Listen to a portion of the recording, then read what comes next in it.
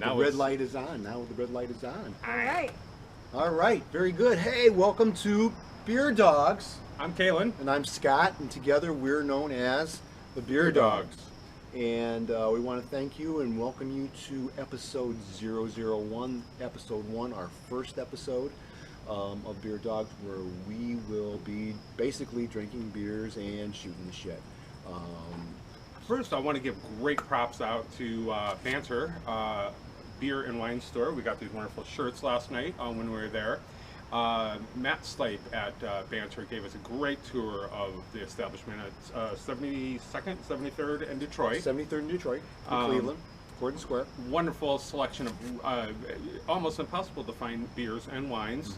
Plus, they have poutine and sausage. Poutine, yeah, I did have to look up on Wiktionary the word poutinery, and it is indeed a valid word. So one could use that playing Scrabble, poutinery. If you want to impress your friends. And I may put a link up to the Wiktionary definition of poutinery. So, and if you want to learn more about Banter, check out our first two videos that we published where on our Facebook page, where Matt gives us a tour of Banter. And we also get explained in beautiful fashion about the 6 beers that we're going to try tonight. Okay. How about if we just get to it? Yeah, I already started drinking. All right. Well, our first beer tonight is from the Platform Brewery of Cleveland, and it's called the New Cleveland Pilsner. Matthew did a great job of describing this in his talk last night, so go to the video right above us, and he will be able to explain that for you if you need to have that. But we're going to go ahead and take a first sip. Cheers. Yeah, this is actually third. For me. First. I'm cheating.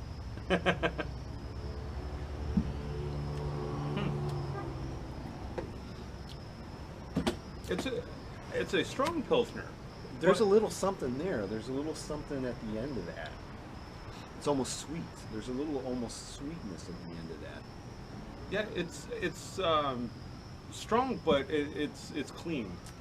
A lot of our American beers are, generally a Pilsner, so I don't feel like I'm drinking a swill domestic off, out of a keg at a college party. No, it's definitely not a Bud Light, okay, or a Miller Lite, for that matter. No offense to people who love Bud Light or Miller Lite. I also have to apologize. My voice is a bit raspy tonight.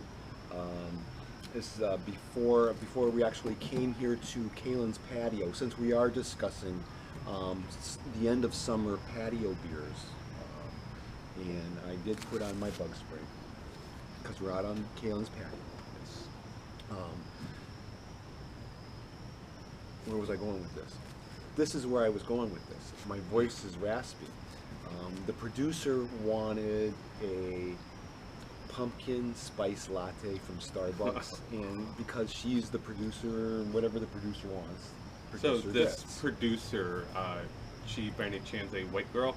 Yes, she is. Thus the pumpkin latte. Well, it's pumpkin, and I have. So she's basically in heat after this season. Exactly, Okay. Exactly. And I have never, as a white man, have never had a pumpkin spice latte in my life. Well, as a fellow white man, let me congratulate you on that. Until tonight. Ah! When I went up to order, I was going to get her a, at Starbucks, it's just not a medium. I can't go, hey, give me a medium frappuccino, latte, skinny, whatever. I've got to call it a grande.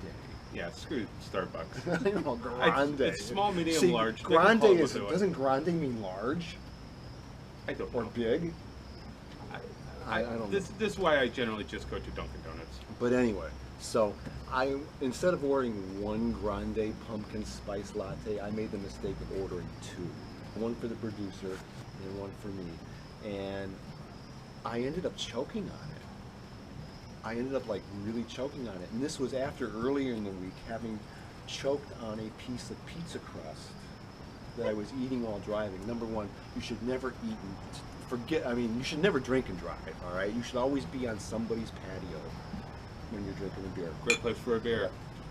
Outside during the summer on a patio. You should never drink and drive, but I would even say don't eat and drive, because there I was on my way to work. I'm eating a piece of pizza. I've got one little piece of pizza crust left, and I kind of inhaled it, and I couldn't breathe. I couldn't talk. I had to pull over to the side of the road and give myself the Heimlich.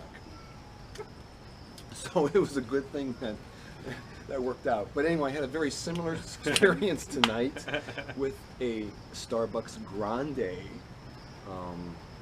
pumpkin spice latte. So it was like my first and only pumpkin spice latte I'll ever have, because the things can kill you. They can really kill you. So, but anyway, getting back to the Pilsner, which is what we're really supposed to be talking about. Well, obviously part of this is just shooting the breeze on topics of the day. And, Is that what we were doing? well, yeah, and This is actually pretty good. This is actually pretty good. I like it. You know what I would say for people who like their IPAs and they don't want something as hoppy, as strong. I think this is a good Pilsner for somebody who's a fan of IPAs to go to. It's clean, except at the end there's a little sweet something at the end of this, which is okay. I don't necessarily. The can tells us anything. Okay, what does the can tell us, Caleb? It's got 3 malts in it. Why am I reading the German version? Yeah, it's The Pilsen, the Munich 2 as opposed to the Munich 1, and the Vienna malt. Okay, so we got the Pilsen, Munich 2, and Vienna malts in this. What hops do we have here? We have 3 different types of hops. We have the Saaz, S-A-A-Z, and we have the Galenia hops. And there's just one yeast. Even though it's a Cleveland beer, they did get their yeast from another wonderful city out on the West Coast, the San Diego Super. Do you suppose That's our yeast. that they have yeast in Cleveland, maybe on the yeast side? That's pretty funny. Thanks. Are we taking this on the road already? Yes, we are. This only has 5% alcohol by volume, so the ABV is 5. So it's a pretty drinkable beer. Like Matt said yesterday, you could probably pound this if you wanted to. You gotta love a beer that you can pound. And was this 13.0 degrees P? That's kind of scary. Like if you drink enough of these, there's like every 13 minutes you gotta go pee. Is that what that means? I don't know. It's probably something in the metric system, which we obviously know nothing about. But I don't know. Let's think about this. Okay, as we're thinking about that, I'm going to talk about how we've devised kind of a system to rank our beers that we're trying. A little bit more bug spray. A little bit more bug spray. We've decided to go with a try, buy, or die. We suggest that you try a beer. Go to a place where you can mix your own 6-packs. A lot of local grocery stores do that now. Or go to a great place such as Banter, who has, what do they say, 500 beers? Or somewhere, 300, 500 beers. It's plenty. Poutine. So if it's a try, that means slip one of them into your 6-pack and give it a try. The buy would be go right out and buy a 6-pack or a 4-pack, however they come. I guess die, just leave it on the shelf to die would be our recommendation. Cry. Maybe we should be cry. We'll think about that. Maybe it's like cry in your beer. I hope we don't come across any beers that we have to worry about letting die or cry. So what are your initial thoughts on this one? It's nice. It's not really crisp. I wouldn't call it a crisp, clean beer, but I don't know if it necessarily needs to be. It's clean. Except for whatever that little, it might be that San Diego yeast. Maybe if they used the Cleveland yeast from the yeast side, it would be a little cleaner. Although I haven't been to the yeast side lately, so I wouldn't know. It's brewed and packaged by the Gypsy Brewery in Cleveland. It does not give an address, so we don't know if it's on the yeast side or the best side. Okay. But this is the Platform Beer Company New Cleveland Pilsner. I'm personally am ready to rank this if you are. Okay, since you finished your beer, go ahead. I'm going to go with the buy. I think you should get a 6-pack of this, keep it in your fridge. That particular guest that might not be as willing to go out and take a bold selection on beers, I think it would be something good and a good craft beer that goes down well. I think you could consume a lot of them. I think it would be very pleasant to somebody who's used to drinking just domestic beer. What would you classify as a bold beer? What would your definition of bold beer be? I think something that is more, in my terminology, anyways, something inventive, something a little bit well, a little bit, quite a ways off of your typical path of what you think a beer is. Which you know. tells me absolutely nothing. I mean, we've been to enough bad college parties and drank out of kegs, and yeah. I mean, I would say bold would be something where Other than Wiedemann's? yeah, well, I love Wiedemann's. Why are you bringing that up? Why can't we get Wiedemann's anymore around here? That's what I want. That's my only reason for doing this podcast is to bring Wiedemann's back. Okay. What do you think about it, Scott? You know, I'm going to give it a buy as well.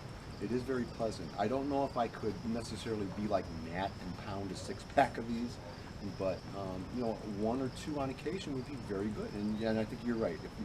I would urge our viewers to buy a 6-pack of the platform New Cleveland Pilsner, and keep it in the fridge. And if you want a good clean beer, this would be a beer that I would recommend. So I also say buy, damn it. All right. Well, there we go. We have our first beer. We'll be back in a minute with our whatever our producer brings to us next. That's right. I can't wait. More beer. Okay.